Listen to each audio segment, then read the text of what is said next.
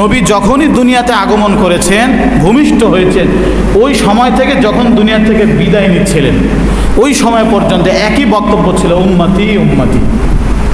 শুধুমাত্র উম্মতের চিন্তা দুশ্চিন্তায় নবীজি এতটা পেরেশান ছিল, আল্লাহ পাক নবীকে সান্ত্বনা দেওয়ার জন্য বলছিলেন, ফালা আল্লাকা বাখিউন নাফসাকা আলা আসারিহিম ইল্লাম ইউমিনু বিহাযাল হাদিসি আসাফা। ফালা আল্লাকা বাখিউন নাফসাকা, আল্লাহ পাক রব্বুল আলামিন তার হাবিবকে উদ্দেশ্য করে বলেন, নবী হে, আপনি তো সম্ভবত নিজের নফসকে নিজেকেই শেষ করে দিবেন তাদের কারণে, আলা আসারিহিম ইল্লাম ইউমিনু বিহাযাল হাদিসি আসাফা। তারা আপনার কথাকে বক্তব্যকে না গ্রহণ করার কারণে, ঈমান না আনার কারণে আপনি এতটা উম্মতের জন্য বিচলিত হয়ে যান, এতটা পেরেশান হয়ে যান। আপনার পেরেশানি দেখলে মনে হয় আপনার উম্মতের চিন্তায় নিজেই নিজেকে শেষ করে দিবেন। আল্লাহ সান্ত্বনা দিচ্ছেন যে নবী, আপনাকে দেখলে তো মনে হয় যে আপনার এই উম্মতের পেরেশানিতে আপনি নিজেকে নিজে শেষ করে দিচ্ছেন।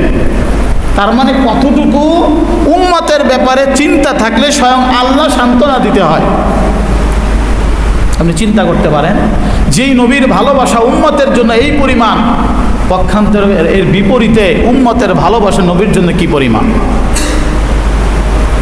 কি পরিমাণ নবীর জন্য। হাদিসের মধ্যে এসেছে, আল্লাহর নবী একবার আয়াতে কারিমা তেলাওয়াত করছিলেন।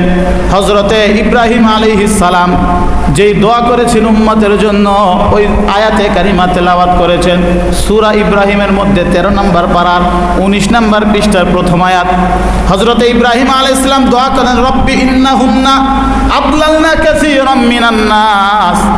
রব্বি, হে আমার রব, আমার প্রতিপালক, ইন্নাহুন্না আদলালনা কাসীরাম মিনান নাস, নিশ্চয়ই এই মূর্তিগুলো অনেক মানুষকে পথভ্রষ্ট করেছে, অনেক মানুষকে গুমরাহ করেছে, জান্নাতের পথ থেকে সরিয়ে জাহান্নামের পথে পরিচালিত করেছে।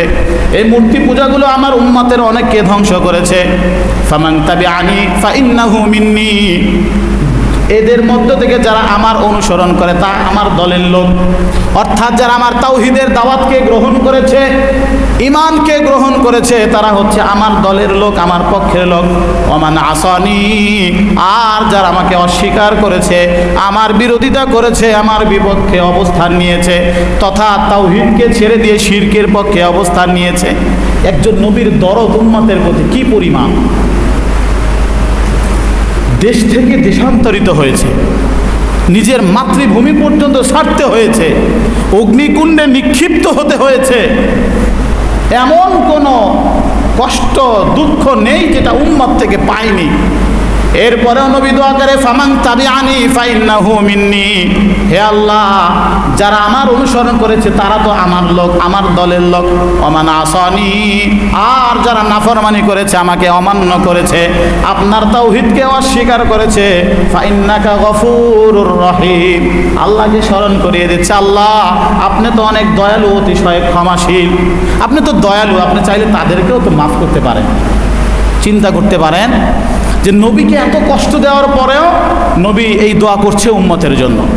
হযরতে ঈসা আলাইহিস সালাতু ওয়াস সালাম উম্মতের জন্য দোয়া করেন, ইন তুআযিবহুম ফাইন্নাহুম ইবাদুক, আয় আল্লাহ, আপনি যেই উম্মতগুলো তাওহীদকে অস্বীকার করেছে, আপনার দ্বীনকে অস্বীকার করেছে, ইন তুআযিবহুম, যদি তাদেরকে আপনি আযাব দেন, শাস্তি দেন, ফাইন্নাহুম ইবাদুক, এগুলো তো সব আপনার বান্দা। আপনি যদি এদেরকে আযাব দেন তাহলে এরা তো সবই আপনার বান্দা, চাইলে দিতে পারেন।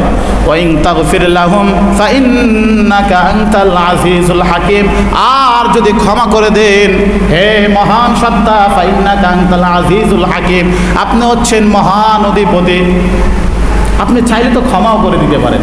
উম্মতের জন্য নবীর দয়া, নবীর দিলের দরদ উম্মতের জন্য। হযরতে ঈসা নবীর দোয়া আয়াতে কারিমা নবী তেলাওয়াত করেছেন, ইব্রাহিম আলাইহিস সালাতু ওয়াস সালামের দোয়ার আয়াতে তেলাওয়াত করেছেন। এরপরে আমার নবী উম্মতের জন্য বুকটা কেঁপে উঠেছে, দিলটা কেঁপে উঠেছে। নবী দুইটা হাত আসমানের দিকে উঁচু করে দোয়া করে, ইয়া আল্লাহ, আল্লাহুম্মা উম্মতি উম্মতি, কাঁদতেছেন আর বলতেছে, আল্লাহ আমার উম্মত, আমার উম্মতের কি হবে। নবী কান্না করতেছে আর বারবার উম্মতি উম্মতি বলে চিৎকার করতেছে। যে মহান রব্বুল ইজ্জতুল জালাল আমাদেরকে অত্যন্ত ভালোবেসে তার অসংখ্য অগণিত বান্দাদের মধ্য থেকে বাছাই করে সুস্থতার সাথে নিরাপদে আজকের এই পবিত্র জুমার নামাজের উদ্দেশ্যে আল্লাহর ঘর মসজিদে আসার বসার, কোরআন ও সুন্নাহর আলোকে কিছু কথা বলার এবং শোনার মতো তৌফিক দান করেছেন। সে মহান সত্তার দরবারে অন্তরের সবটুকুন ভালোবাসাকে উজাড় করে দিয়ে ঈমানের আওয়াজকে উঁচু করে সকলেই সমস্বরে একযোগে কালেমাত শুকর আদায় করে বলে আলহামদুলিল্লাহ।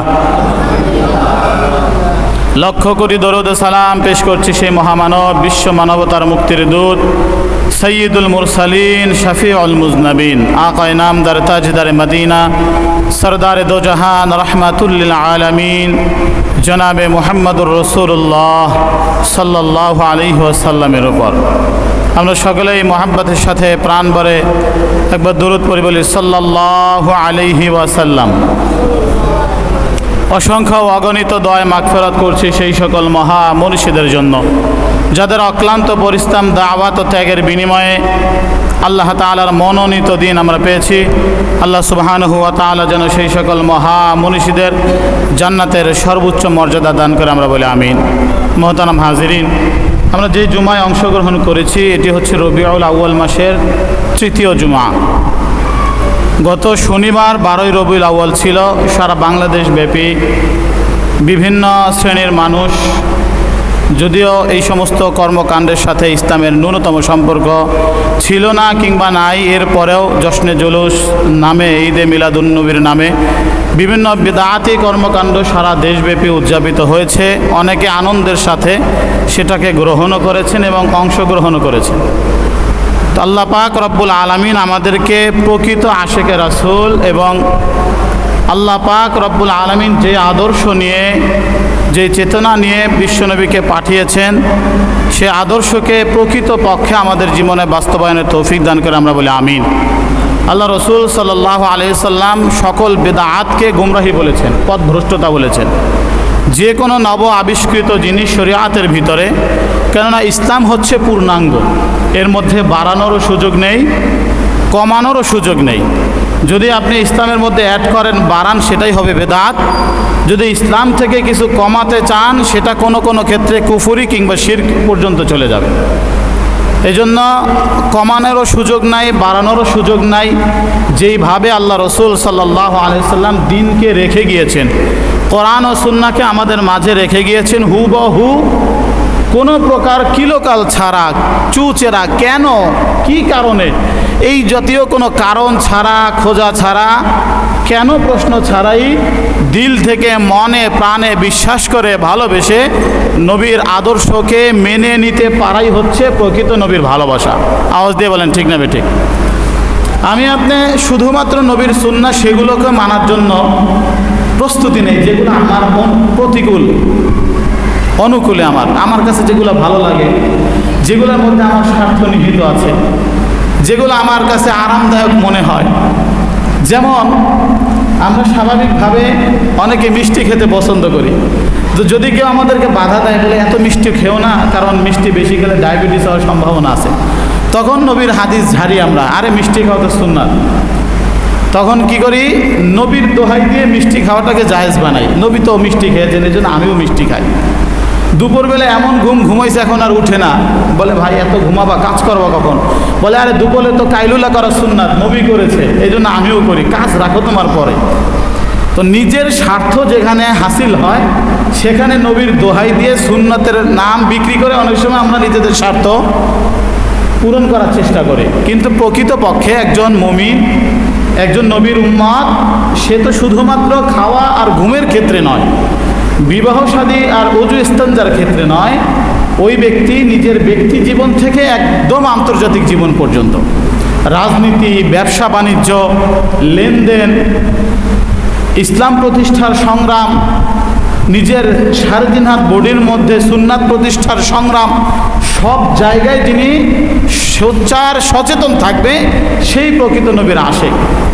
তো যাই হোক, যে আয়াতে কারিমা তেলাওয়াত করেছি, এটি আমাদের সবার মুখস্থ, ছোট বড় সবাই আমরা জানি যে আল্লাহ পাক নবীকে রহমত হিসেবে পাঠিয়েছেন। এই পৃথিবীতে নবী শুধু মুমিনদের জন্য রহমত নয়, সেটাও আমরা জানি। কাফেরদের জন্য কেমন রহমত, কিভাবে রহমত? কাফেরদের জন্য রহমত হচ্ছে, পূর্বেকার নবী তারা যখন দাওয়াত দিয়ে একটা পর্যায়ে উম্মত থেকে নিরাশ হয়ে যেতেন, আর ইসলাম গ্রহণ করার সম্ভাবনা আর কারণ নেই, তখন ওই নবীরা দোয়া করলে ওই উম্মতদেরকে, কাফেরদেরকে সমূলে বিনাশ করে দেওয়া হতো বিভিন্ন আযাবের মাধ্যমে। কিন্তু আমাদের নবী কাফেরদের জন্য রহমত, যে তারা নবীকে না মানলেও তাদেরকে আল্লাহ আযাব দিয়ে সমূলে ধ্বংস করেন না। এটা হচ্ছে কাফেরদের জন্য রহমত। মুমিনদের জন্য রহমত হচ্ছে নবীর মাধ্যমে আমরা হেদায়েতের পথ চিনতে পেরেছি, নবীর মাধ্যমে কোরআন ও সুন্নাহর ইলম আমরা পেয়েছি, ইলমে ওহী পেয়েছি। এই ইলমে ওহীর মাধ্যমে, কোরআন ও সুন্নাহর ইলমের মাধ্যমে আমাদের জন্য হেদায়েতের পথ উন্মুক্ত হয়েছে, আখিরাতে জাহান্নাম থেকে বাঁচার রাস্তা উন্মুক্ত হয়েছে, চিরস্থায়ী অনন্ত অসীমকালের নেয়ামত জান্নাতে যাওয়ার পথ আমরা চিনতে পেরেছি। আওয়াজ দিয়ে বলেন ঠিক নেবে ঠিক। এটা হচ্ছে মুমিনদের জন্য রহমত। তো যাই হোক, আল্লাহ রসুল সাল্লাল্লাহু আলাইহি ওয়াসাল্লাম পুরো জিন্দেগি, জন্ম থেকে মৃত্যু পর্যন্ত, যখন তিনি নবুয়তি পাননি, শিশুকালে যখন জন্মগ্রহণ করেছেন, তখন তো ওই সময় তাকে নবুয়তির জিম্মাদারি তো দেয়া হয়নি। তো তাহলে নবী যখনই দুনিয়াতে আগমন করেছেন, ভূমিষ্ঠ হয়েছেন, ওই সময় থেকে যখন দুনিয়া থেকে বিদায় নিচ্ছিলেন, ওই সময় পর্যন্ত একই বক্তব্য ছিল, উম্মতি উম্মতি। শুধুমাত্র উম্মতের চিন্তা, দুশ্চিন্তায় নবীজি এতটা পেরেশান ছিল, আল্লাহ পাক নবীকে সান্ত্বনা দেওয়ার জন্য বলছিলেন, ফালা আল্লাকা বাখিউন নাফসাকা আলা আসারিহিম ইল্লাম ইউমিনু বিহাযাল হাদিসি আসাফা। ফালা আল্লাকা বাখিউন নাফসাকা, আল্লাহ পাক রব্বুল আলামিন তার হাবিবকে উদ্দেশ্য করে বলেন, নবী হে, আপনি তো সম্ভবত নিজের নফসকে নিজেকেই শেষ করে দিবেন তাদের কারণে, আলা আসারিহিম ইল্লাম ইউমিনু বিহাযাল হাদিসি আসাফা। তারা আপনার কথাকে, বক্তব্যকে গ্রহণ করার কারণে, ঈমান না আনার কারণে আপনি এতটা উম্মতের জন্য বিচলিত হয়ে যান, এতটা পেরেশান হয়ে যান। আপনার পেরেশানি দেখলে মনে হয় আপনার উম্মতের চিন্তায় নিজেই নিজেকে শেষ করে দিবেন। আল্লাহ সান্ত্বনা দিচ্ছেন যে নবী, আপনাকে দেখলে তো মনে হয় যে আপনার এই উম্মতের পেরেশানিতে আপনি নিজেকে নিজে শেষ করে দিচ্ছেন। তার মানে কতটুকু উম্মতের ব্যাপারে চিন্তা থাকলে স্বয়ং আল্লাহ সান্ত্বনা দিতে হয়। আপনি চিন্তা করতে পারেন, যেই নবীর ভালোবাসা উম্মতের জন্য এই পরিমাণ, পক্ষান্তর এর বিপরীতে উম্মতের ভালোবাসা নবীর জন্য কি পরিমাণ,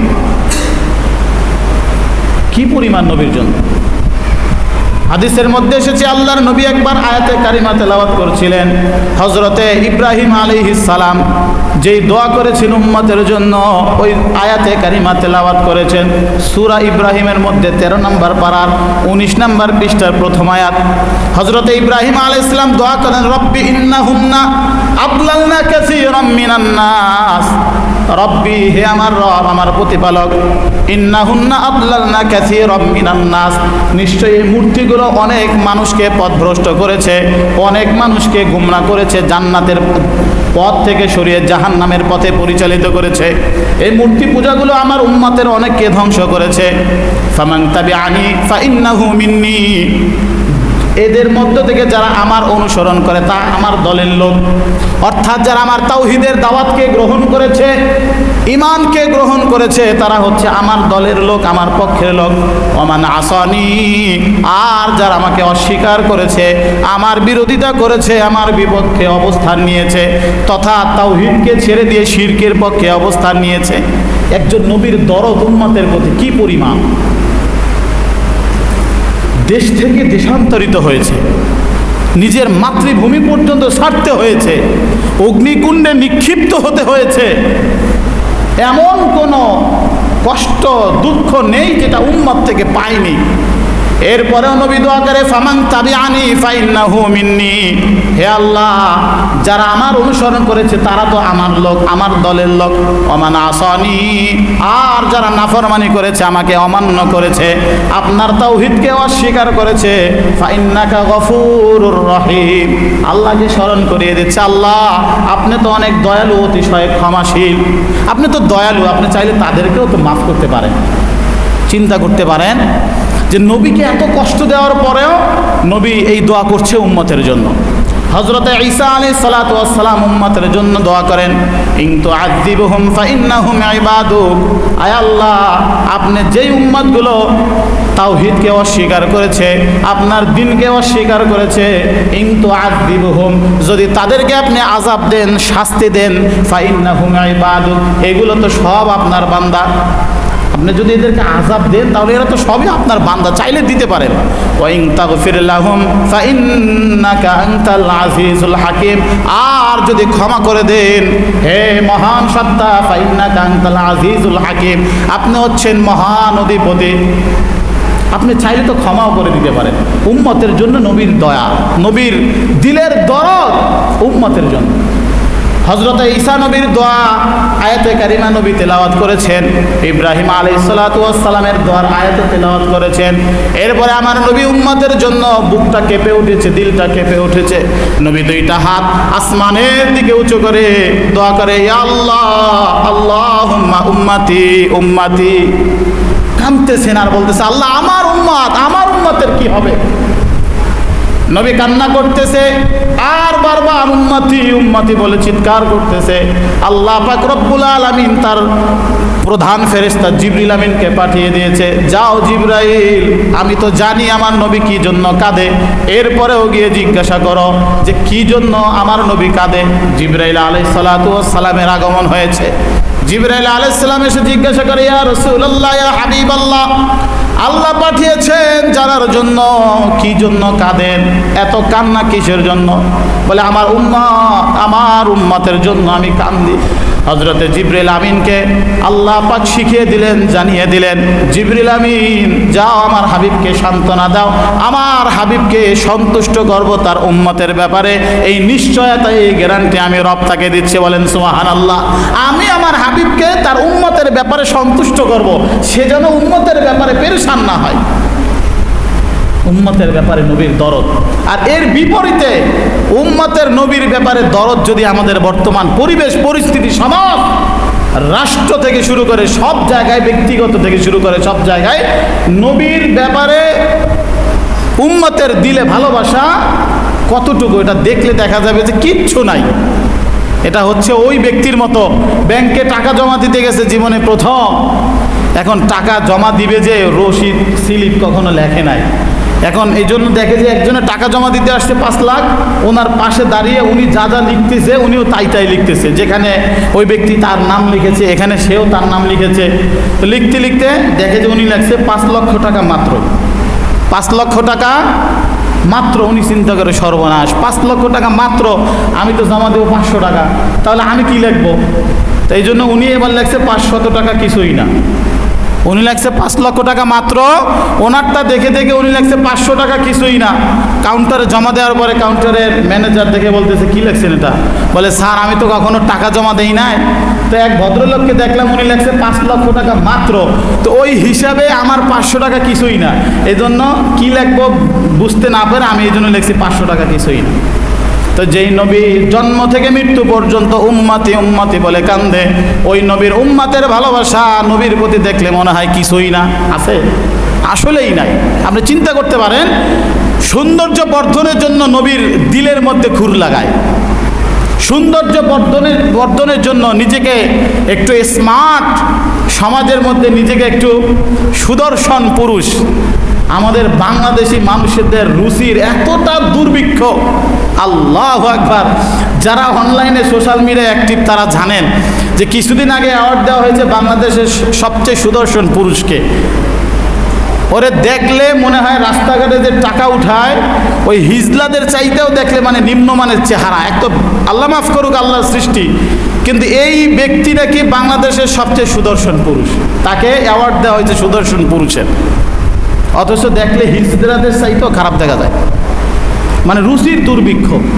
তো যেটা বলতেছিলাম, নবী কান্দে উম্মতি উম্মতি বলে, আর উম্মতি ওয়েস্টার্ন কালচার বলে কান্দে। বিদেশিদের যেটা আবিষ্কার হয় সাথে সাথে সেটাকে গ্রহণ করে। কোথায় নবীর আদর্শ, কোথায় নবীর ভালোবাসা, ঘুষ থাকে না।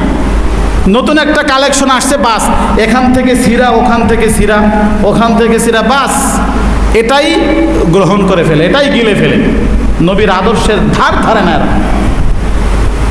তো যাই হোক, নবী কাঁদছেন উম্মতি উম্মতি বলে, আর উম্মাত শুধুমাত্র আধুনিকতা বলে যে সেই 1400 বছর আগের সময় কি এখন আছে, সেটার সাথে এখনো মিলে।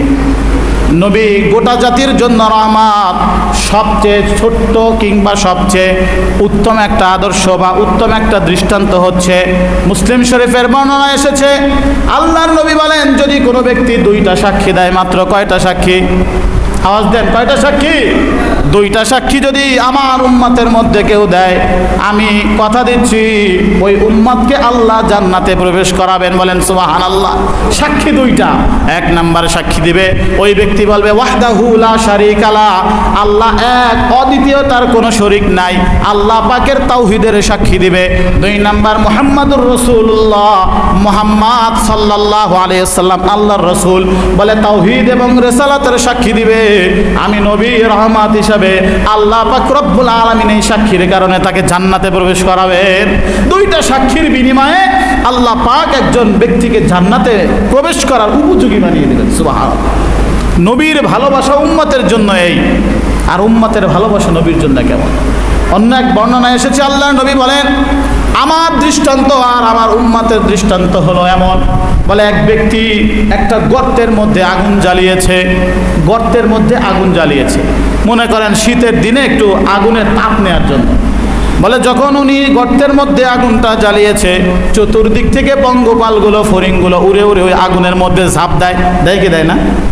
আগুন জ্বালালে সেখানে কিন্তু পোকামাকড় এসে এসে উড়ে উড়ে নিজেকে নিজে পুড়িয়ে ফেলে।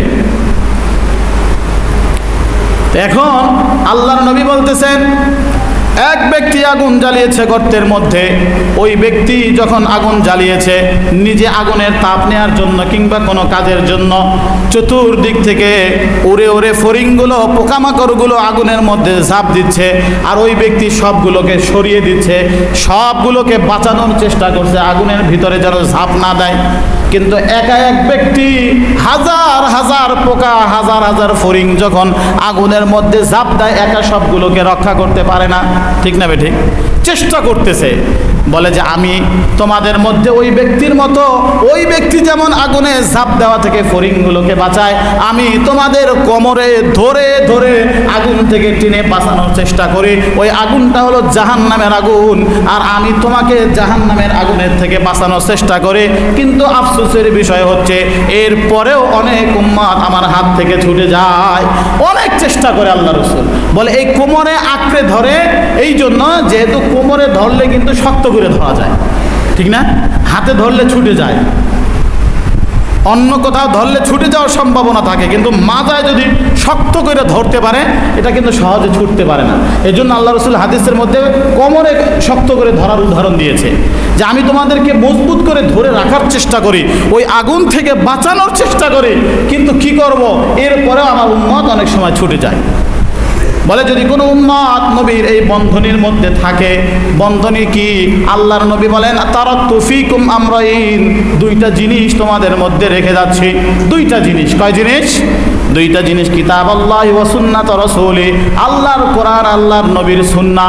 এই 2টা জিনিসের বন্ধনী দিয়ে কোনো উম্মত নিজেকে যদি হেফাজতে রাখে, নবীর জিম্মাদারিতে রাখে, আল্লাহর নবী বলেন ওই ব্যক্তিকে জাহান্নামের আগুন থেকে আল্লাহ নিজে হেফাজত করবেন। বলেন সুবহানাল্লাহ। আল্লাহ রসুল সাল্লাল্লাহু আলাইহি ওয়াসাল্লাম পুরো জিন্দেগির কান্না ছিল উম্মতের জন্য। কিসের জন্য? এই উম্মতের জন্য, সারাটা জিন্দেগির কান্না উম্মতের জন্য। তায়েফের ময়দানে গিয়েছিলেন দাওয়াত দেওয়ার জন্য। মূর্তি পূজারীগুলো যারা মুশরিক, জাহান্নামী, তাদেরকে দাওয়াত দিয়ে জান্নাতে আনবে। আল্লাহ রসুল গিয়েছেন যায়েদ ইবনে হারেসাকে সঙ্গে নিয়ে। বলে তায়েফবাসী দাওয়াত গ্রহণ তো করেন নাই, সবার ঘটনা জানা আছে, বরঞ্চ আরও কিছু যুবক পিছনে লেলিয়ে দিয়েছে পাথর নিক্ষেপ করার জন্য। পাথর মারতে মারতে আল্লাহ রসুল এতটা রক্তাক্ত হয়েছে, আল্লাহ রসুলের জুতা মোবারকগুলো পায়ের সাথে আটকে গিয়েছিল।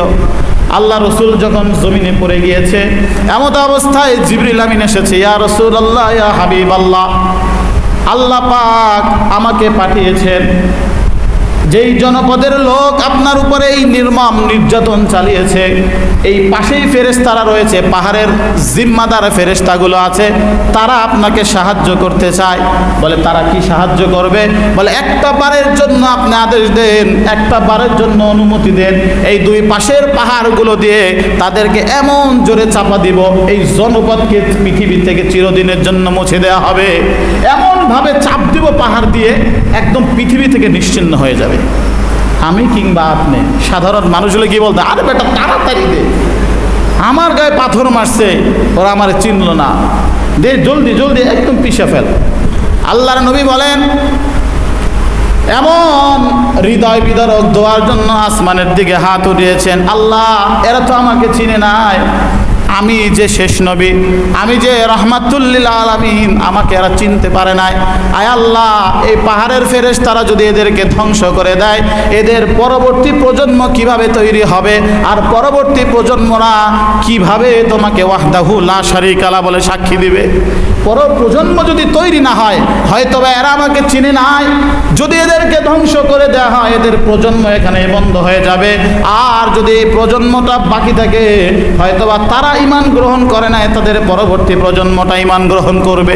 আল্লাহ এদেরকে ধ্বংস করিও না, আল্লাহ তারা মানুষ চিনতে পারে নাই। চিন্তা করেন, আজকের তায়েফে যারা হজে গিয়েছেন, উমরায় গিয়েছেন, দেখেছেন তায়েফের মধ্যে বরকত আর বরকত, তায়েফের মধ্যে অন্যরকম একটা দিলের প্রশান্তি পাওয়া যায়। ওই সময় যদি নবী বদদোয়া দিয়ে কি করতেন, সব ধ্বংস করিয়ে দিতেন, তাহলে আজকের তায়েফ নামে ভূখণ্ডই থাকতো না। ঠিক না বে ঠিক? এটা হচ্ছে উম্মতের জন্য নবীর মায়া। তাহলে বিনিময়ে কি দেওয়া দরকার আমাদের? নবীর জন্য ভালোবাসা দিলের মধ্যে থাকার দরকার আছে না নাই? কথা বলেন, আছে না নাই? এই ভালোবাসা শুধু যেন মিষ্টি জিলাপি কেন্দ্রিক না হয়, এই ভালোবাসা শুধুমাত্র যেন জশ্নে জুলুসের মিলাদ আর মিছিলের নামে সীমাবদ্ধ না থাকে। এই ভালোবাসা হবে 3.5 হাত বডির মধ্যে পূর্ণাঙ্গ একটা দৃষ্টান্ত থাকবে। এই ভালোবাসা পারিবারিক জীবন, স্বামী স্ত্রী দাম্পত্য জীবন, সন্তান লালন পালন থেকে শুরু করে সব জায়গায় নবীর আদর্শ বাস্তবায়ন হচ্ছেই নবীর প্রকৃত ভালোবাসা। আপনি চিন্তা করেন, এক এক নবীকে আল্লাহ পাক স্পেশালভাবে এক একটা দোয়া করার সুযোগ দিয়েছিল, যে ওই দোয়া করলে কি হবে, অবশ্যই আল্লাহ কবুল করবেন, অপশন দিয়েছেন। তো নবীরা দোয়া করেছেন, এক এক নবী এক একটা দোয়া করেছেন, আল্লাহ কবুল করেছেন। আল্লাহ নবী বলেন, প্রত্যেকটা নবীকে দোয়া করার সুযোগ দেয়া হলো। হযরতে মূসা আলাইহিস সালাম ফেরাউনের তাড়াকে যখন লোহিত সাগরের কিনারায় এসে দাঁড়িয়েছে, পেছনে যাওয়ার জায়গা নেই, সৈন্য বাহিনীর লক্ষ লক্ষ, সামনে যাওয়ার ব্যবস্থা নেই, মহাসমুদ্র।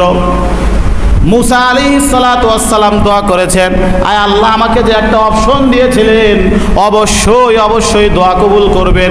ওই দোয়াটা আজকের উম্মতের জন্য কাজে লাগান, আমার উম্মতকে সহ আমাকে আপনি নিরাপদে ওপার পার করান। দোয়া করছে, তো আল্লাহ পাক এই লোহিত সাগর পার করে ওপারে নিয়েছেন, ফেরাউনকে চুবিয়ে মেরেছেন। ঘটনা সবার জানাই, জন্য বিস্তারিত বললাম না। হযরতে নূহ আলাইহিস সালাতু ওয়াস সালাম 950 বছর দাওয়াত দিয়েছেন। কয় বছর? 950 বছর। কল্পনা করতে পারবেন না, তাফসীরের কিতাবগুলো খুললে হতভম্ব হয়ে যেতে হয়, অবাক হয়ে যেতে হয়। একজন মানুষ এতটা নির্যাতনের পরেও 950 বছর কিভাবে এই কাজের উপরে অটল অবিচল ছিলেন।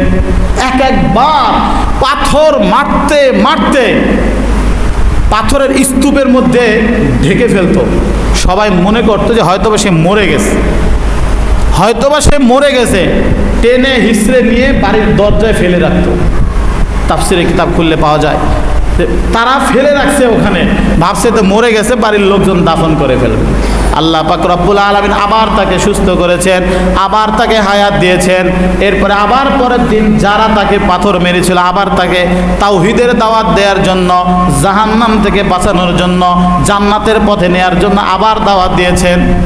পরের দিন আবার বলে এভাবে একদিন দুই দিন নয়, ৯৫০ বছর দাওয়াত দিয়েছেন। ৭০ থেকে ৭২ জন লোক মুসলমান হয়েছে এত উম্মতের মধ্যে। ৯৫০ বছর পরে যখন বুঝেছেন আর কাজ হবে না, সঙ্গে সঙ্গে ওই রিজার্ভ দোয়াটা আল্লাহর কাছে করেছেন, আল্লাহ এত বছর মেহনত করলাম, শত শত বছর, আর মনে হয় মুসলমান হবে না, বুঝে ফেলেছি এদেরকে দাওয়াত দিলেও কাজ হবে না, বরং যাদেরকে মুসলমান বানিয়েছি যদি ওই কাফেরগুলো দুনিয়ার জমিনে থাকে, তাদের চক্রান্ত ষড়যন্ত্রের কারণে এই মুসলমানগুলাও হয়তো কাফেরে পরিণত হয়ে যাবে, আল্লাহ ধ্বংস করে দাও, ধ্বংস করে দাও, একটা ব্যক্তিও যেন বাকি না থাকে। তো রিজার্ভ দোয়া ছিল, দোয়া করতে দেরি, কবুল হতে আল্লাহ দেরি করে নাই। ওই যেই উম্মত বাকি ছিল, আপনারা ঘটনা বিস্তারিত জানেন, সেই জন্য সময় সংক্ষেপ দিকে গেলাম না। তো আল্লাহ পাক নূহ আলাইহিস সালাম সহ তার বাকি যেই উম্মতগুলো ঈমান গ্রহণ করেছিল তাদেরকে হেফাজত করেছেন, বাকিদেরকে প্লাবনে ভাসিয়ে ধ্বংস করে দিয়েছেন। রিজার্ভ দোয়া শেষ।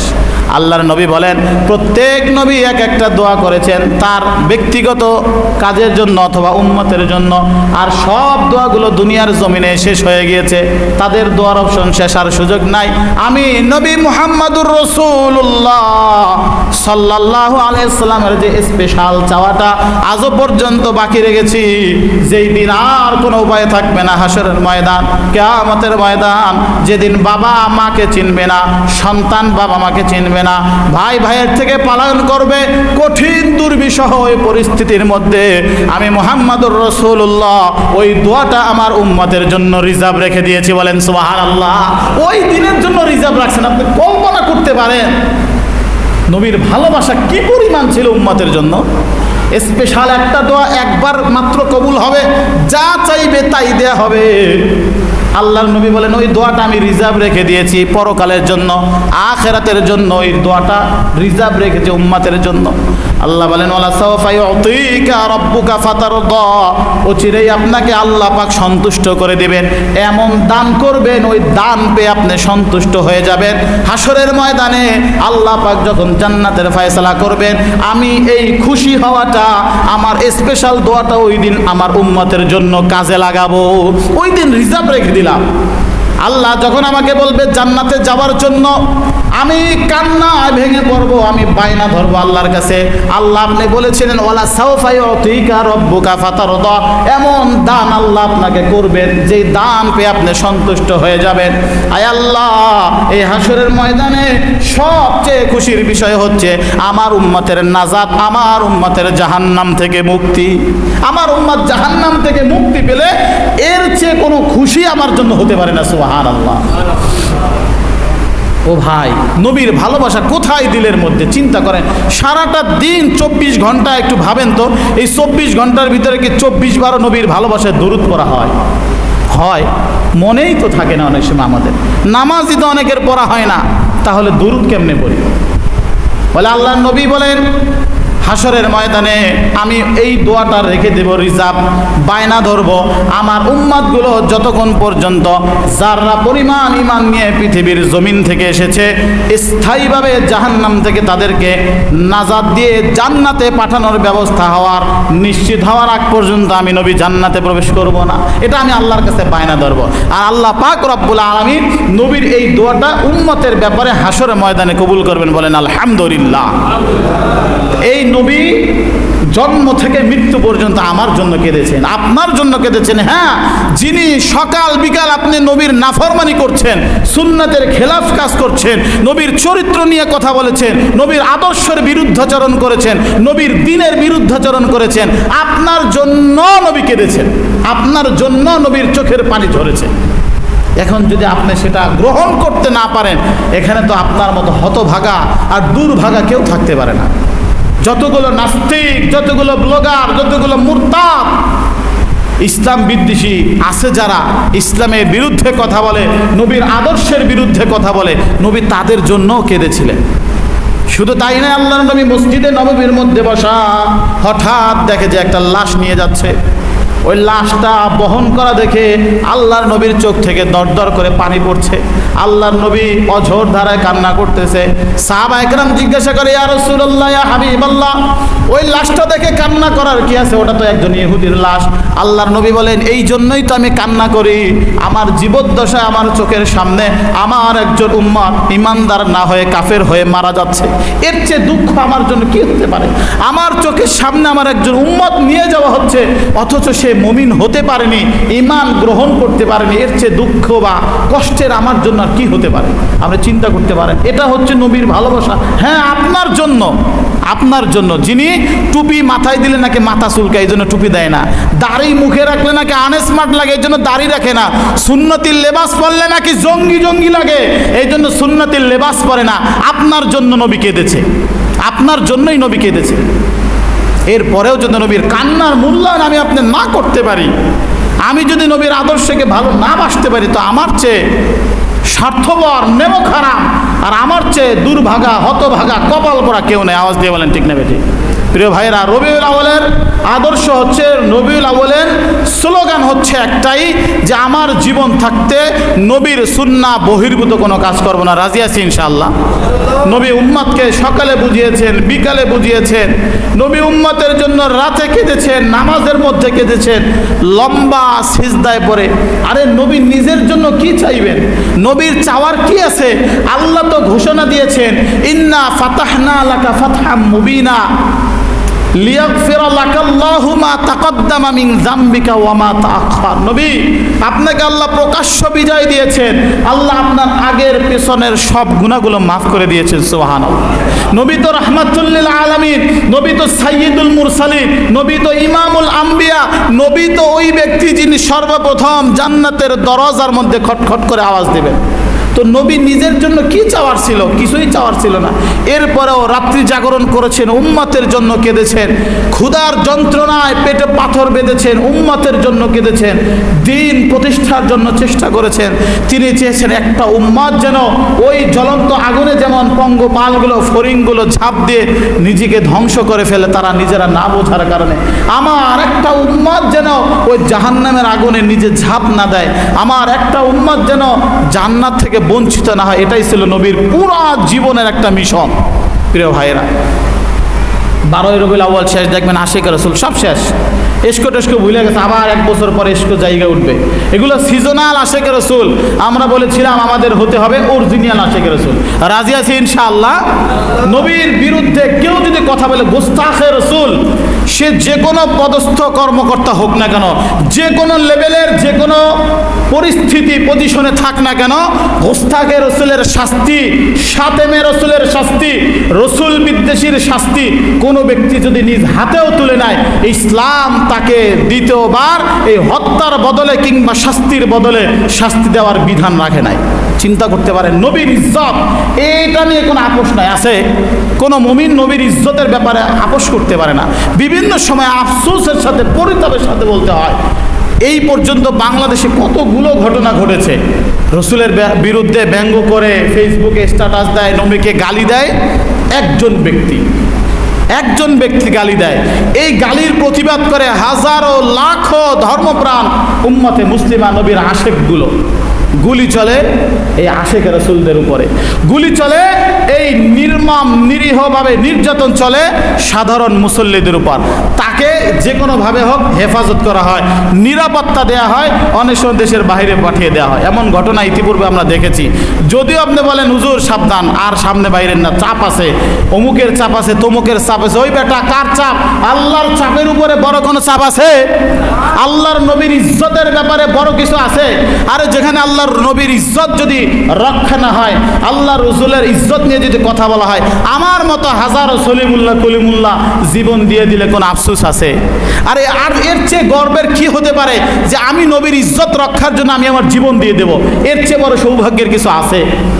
এর চেয়ে বড় সৌভাগ্যের কিছু আছে? নবীর সাহাবী বাদশাহ আটক করেছে পুরা টিম সহ, সামনে জ্বলন্ত তেলের কড়াই টকবক করে ফুটতেছে, বলতেছে দেখো এখন আমার প্রস্তাব মেনে নাও, মুহাম্মাদের ধর্ম ছেড়ে দাও, সুযোগ আছে এখনো, তাহলে তোমাকে ছেড়ে দেবো, অন্যথায় এই জ্বলন্ত টকবকে তেলের মধ্যে এখানে কিন্তু ফেলে তোমার মুহূর্তের মধ্যে জীবনটা কেড়ে নেওয়া হবে। ওই ব্যক্তি কান্না শুরু করছে, নবীর সাহাবী কান্না দেখে রোম সম্রাট ভাবতেছে হয়তোবা একটু ভয় ভয় কাজ করছে, মনে হয় ভয় পেয়েছে, বলতেছে ও হয়তোবা আমার এই শাস্তির কথাটা মনে হয় কাজে লাগছে, হুমকিটা মনে হয় কাজে লাগছে, মনে হয় নবী মুহাম্মাদের ধর্ম ছেড়ে দিবে।